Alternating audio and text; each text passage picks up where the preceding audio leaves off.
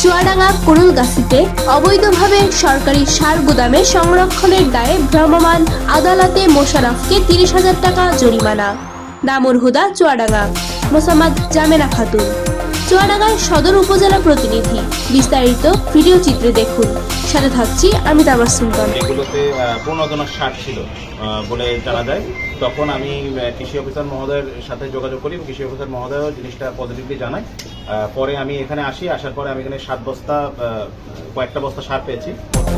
কুড়ালগাছি বাজারে বিনিষেধ বহির্ভূত কৃষি প্রণোদনার 14 বস্তা ডিএপি সার সংরক্ষণ করার অভিযোগের বিষয় জানতে পেরে উপজেলা কৃষি কর্মকর্তা সহ অভিযান পরিচালনা করার জন্য সহকারী কমিশনার ভূমিকে ঘটনাস্থলে যেতে বলে।